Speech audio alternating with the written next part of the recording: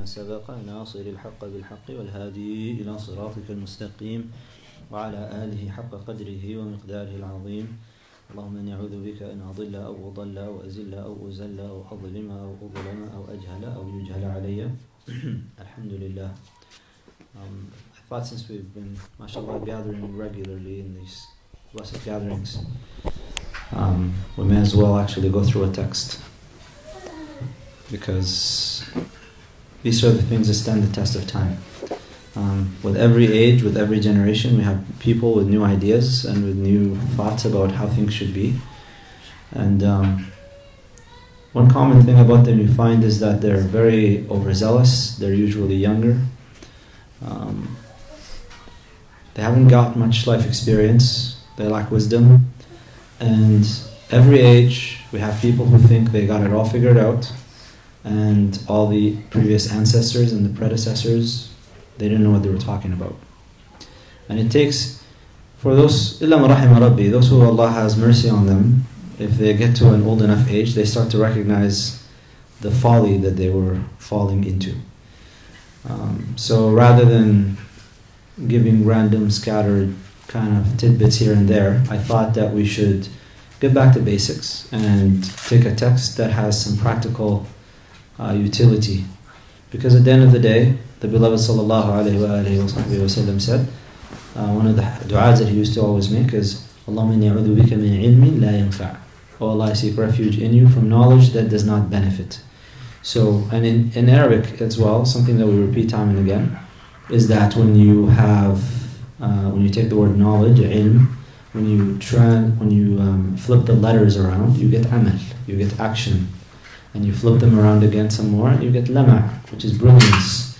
In other words, if you have knowledge that you act upon it, you become a brilliant person.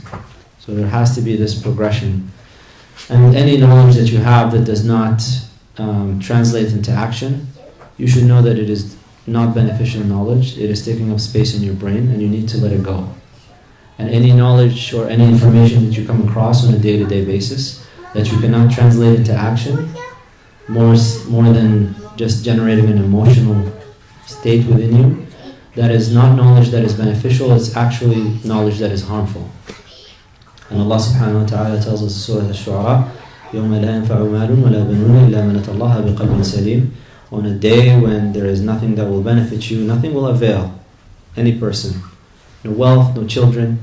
The only thing that will avail you is coming to Allah subhanahu wa ta'ala with a sound heart. Now this particular text that we'll cover is a short treatise by Imam Al Ghazali. And the reason we pick this particular treatise is because Imam Al Ghazali, he was a diagnostician in a way. During his time, they were dealing with all kinds of problems. They had the Crusaders, they took over Jerusalem. They had scholars that were vying for power in very obvious ways with the rulers. There was corrupt scholars around this time. There were corrupt rulers. There were all these sects and denominations that were arising. There were philosophers, there were esoterics, the Batiniya, there were all kinds of people. And Imam Muhammad initially, during his initial years, he spent his time battling it out on the intellectual sphere. He was you could say he was the dean of the University of the Nizamiya where he was teaching. And he used to have 300 turbaned men, which is basically implies that you had scholars who were studying at his feet. And that's when he was in his 30s. That's how brilliant Imam Al Ghazali was. And when he mastered all of these things, he recognized something that the modern age is beginning to recognize, some of them anyways, where they see that they ask themselves a simple question: what is the ultimate purpose behind all of this? Why am I doing all of these things that I'm doing? John Stuart Mill writes in his autobiography, this is the father of utilitarianism. This is the person who wrote on liberty. He's a very famous figure, a philosopher and political philosopher, thinker, that people use today to buttress their ideologies. And he asked himself this very question: if I achieved everything that I'm vying for, what will I attain happiness? And he said his heart sunk at that moment because he realized it was all vacuous. When you don't have something transcendent, this is about Allah subhanahu wa ta'ala, it doesn't matter. If you're chasing things in this dunya, and this is what Nietzsche actually discovered, which is why he ended up in an insane asylum, and that's why he died there. Nihilism, nothingness, without Allah subhanahu wa ta'ala, nothing means anything. There's no such thing as human beings. So Imam Muhammad Al Ghazali had a student. And the brilliance of the student was, he begins, this letter usually begins first with what the student said. And then it goes into what Imam Muhammad Al Ghazali said. And this treatise is a practical treatise. What should I take from his magnum opus, his Ihya Ulum ad-Din, 40 volumes?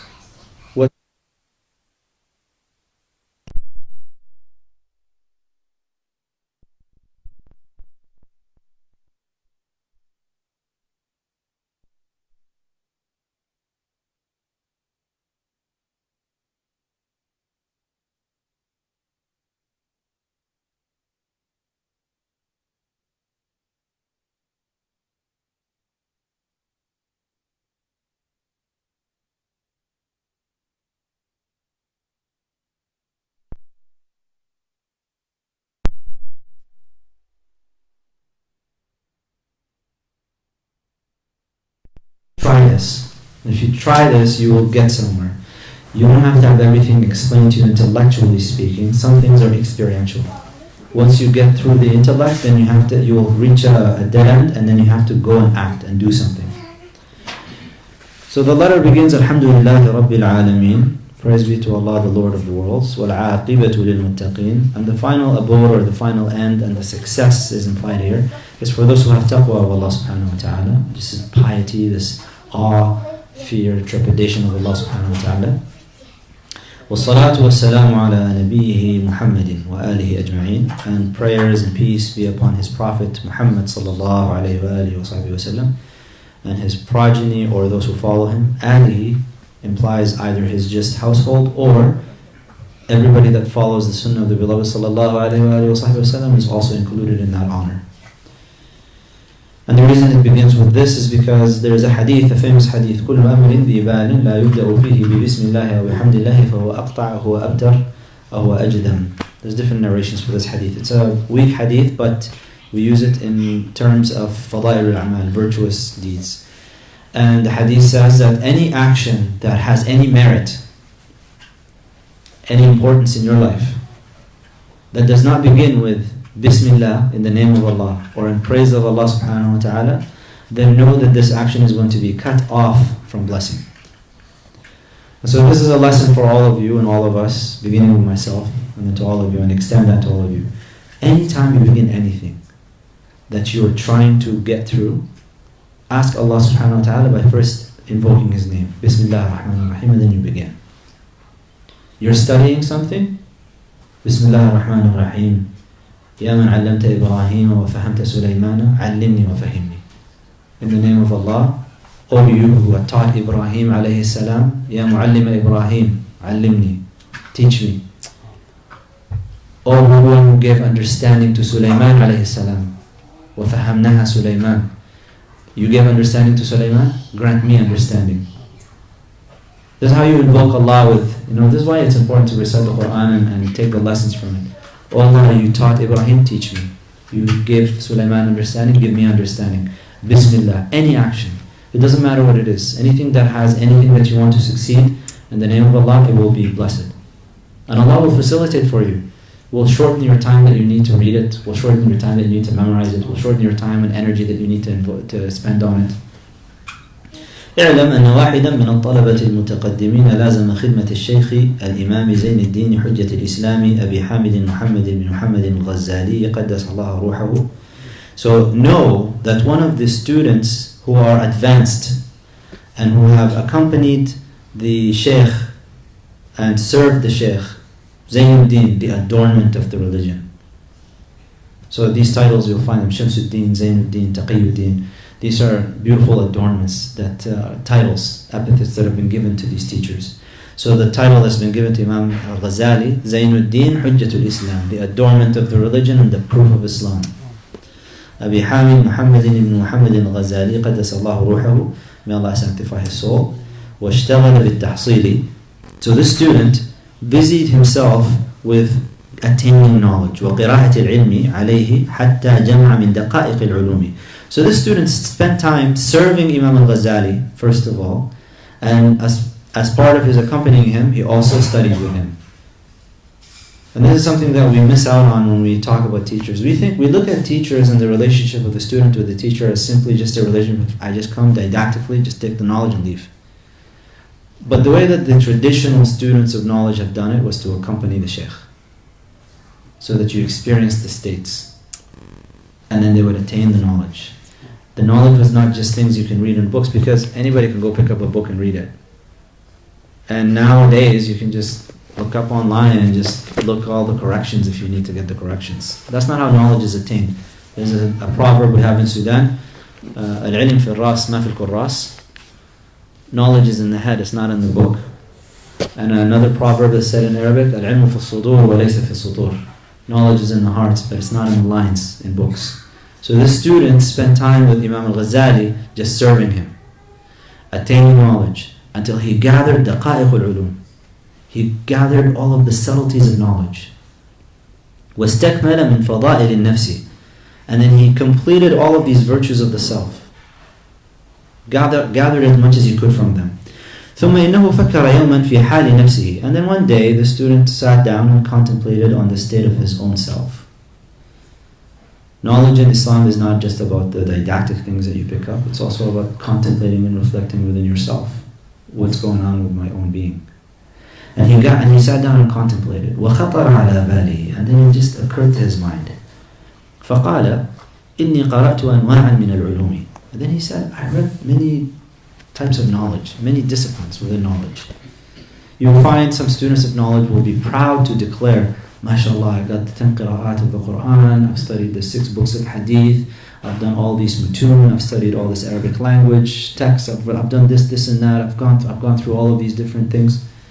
And so he says, I read all of these things. وَصَرَفْتُ رَيْعَانَ عُمُرِي عَلَى تَعَلُّمِهَا. And I spent the best of my age, the best of my years, the best of my youth, just spent it in study. Imam Al-Nawawi, when he was little, 6 years old and 7 years old, the kids would be playing outside and he would want to just go and study. Imam Al-Nawawi was ajib, he was like a miracle. He understood that at 6 years old. Nowadays, we waste a lot of time and we don't take advantage of it. So he says, I spent the best of my years studying and gathering knowledge. فَالْآنَ يَنْبَغِي أَنْ أَعْلَمَ أَيُّ نَوْعِهَا يَنْفَعُنِي غَدًا. But now it has come upon me that I need to know which of them is going to benefit me tomorrow. And he's referring here to the akhirah. Of all the knowledge that you gathered, when you go, all of us, every single one is going to go to their grave.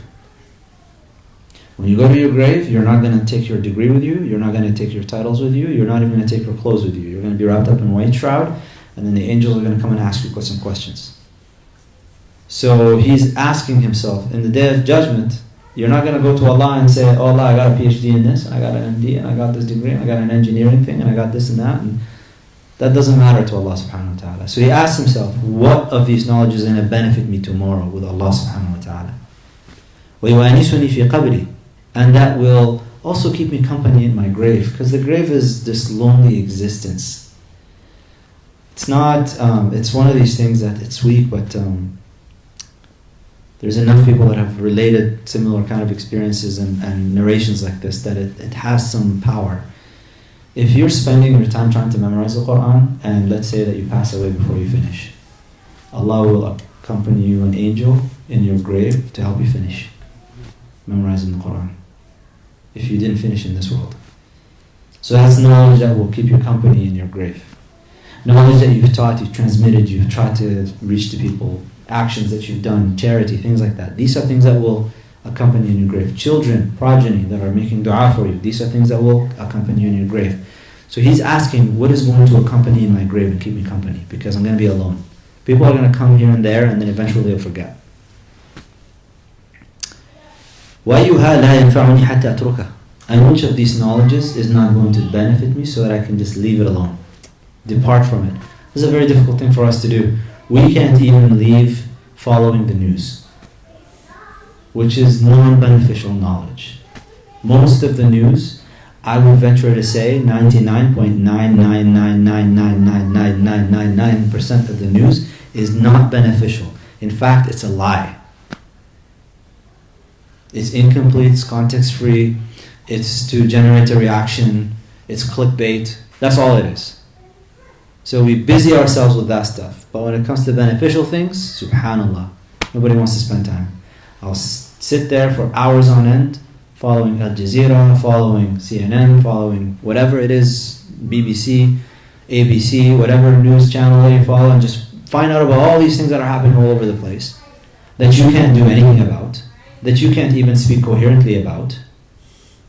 But when it comes to, do you want to come and just sit down and study fiqh, which has to do with your relationship with Allah subhanahu wa ta'ala, and it's an amazing thing. And not to call this group out, it's being recorded, it's to call everybody out. Every time we try to do a lesson on fiqh, it's crickets. Nobody comes. But then when we want to do a commentary on a poem, it's a full house. We want to do some basic fiqh of prayer and tahara and fasting and things like that, maybe 2-3 people will show up. We want to talk about Jibreel alayhi salam, which is a great lofty thing to talk about. It will be a full house. Everybody will come to hear about Jibreel alayhi salam. But Jibreel, even as great as he is, he's not going to come and help you on the Day of Judgment. It's the beloved sallallahu alayhi wa sallam who's going to come and help you on the Day of Judgment. And how is he going to help you on the Day of Judgment? It's by following his sunnah. Because that's how he's going to recognize us. How does he recognize his people, sallallahu alayhi wa sallam? By the marks of the wudu. That's how he knows the light of the wudu in your hands, in your face, and all these things. But when I tell you, come and let's study some fiqh, which involves how to get these markings, so that the beloved sallallahu alayhi wa sallam knows who you are on the Day of Judgment. Nobody wants to show up. But let me tell you about a poem, and everybody comes. Jalaluddin al-Rumi, it will be a full house. This place will be packed down to the street. There will be no parking. But I tell you, come and learn how to clean yourself properly. Do ghusl. A lot of people haven't even studied that. For the men in the crowd, you guys know that you need to know the rulings of menstruation? FYI, you have to know that. Oh, but I don't have a uterus. Doesn't matter. You have to, because that's your household, your family. They need to count on you, and you need to be teaching your families. So for the men, you have to study this stuff. So subhanallah, he's asking, this is a student recognizing the deficiency. I have all of these knowledges, but I'm not sure which one I need to take with me, and which one is just like superfluous. You know, as they say, the scholars say, milh al-ulum. It's like the salt, you know, it's like flavoring. It's like the cream on top of the cake. Like it doesn't give you nutrition. It's nice, it's there, but that's, so all we want is we want to consume a lot of milk, a lot of salt. Milh al-ta'am, milh al-ulum, the salt of knowledge. We like the flavoring. But when it comes to sustaining ourselves nutritionally, our iman, where is the nutrition? It doesn't exist. فَقَدْ قَالَ رَسُولُ اللَّهِ صَلَّى اللَّهُ عَلَيْهِ وَسَلَّمَ. And how does he come to this conclusion? As anybody who's studying this tradition and who really connects with the beloved sallallahu alayhi wa sallam, he refers himself back to the beloved sallallahu alayhi wa sallam. And the hadith, which is related in Sunan Ibn Majah and Sunan Abi Dawud, Musnad Ahmad and others. Allahumma inni a'udhu bika min ilmin la yanfa'. So here just remembers the hadith. Oh Allah, I seek refuge in you from knowledge which does not benefit. That's why Imam Al Ghazali in Ihya Ulumuddin, it's amazing. We focus on the muhlikat and we focus on the elements of the heart and all that. That's beautiful. But did you know that he starts off his text, the Ihya, first with Ruba' al-Ibadat? He starts off with first the acts of worship. Let's do the fiqh right. Let's just first establish your relationship with Allah and establish your knowledge of Allah properly. Kitabul Ilm, the book of knowledge.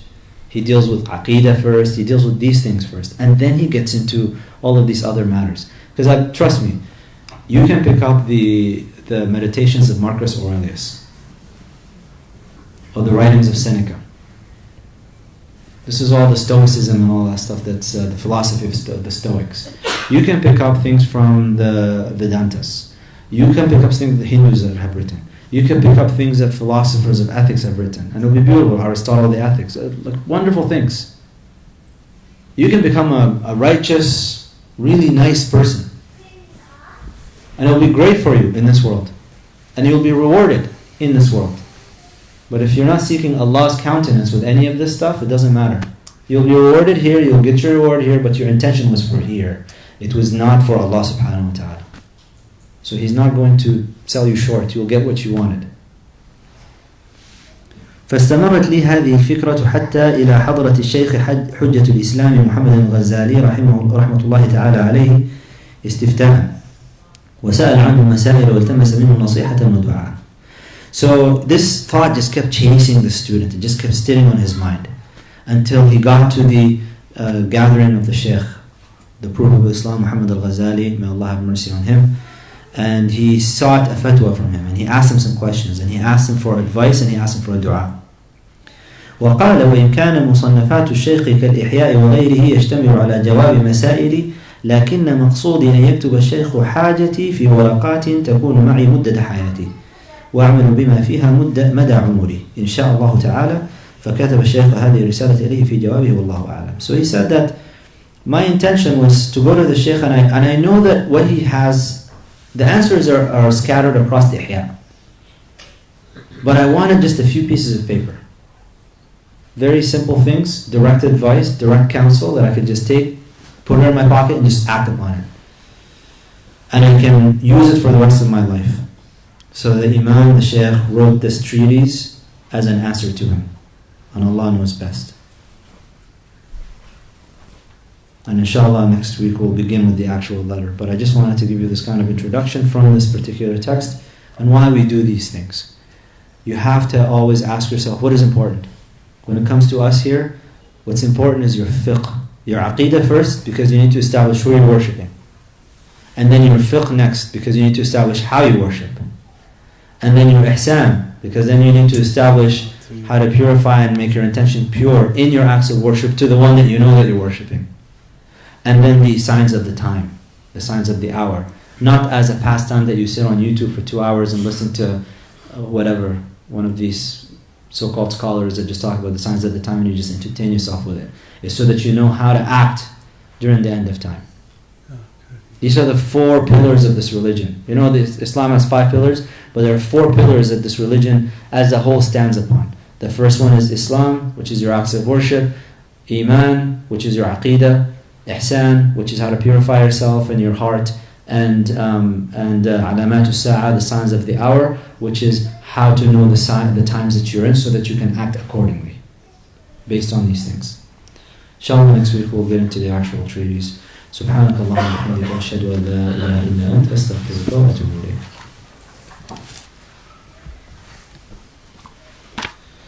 Allah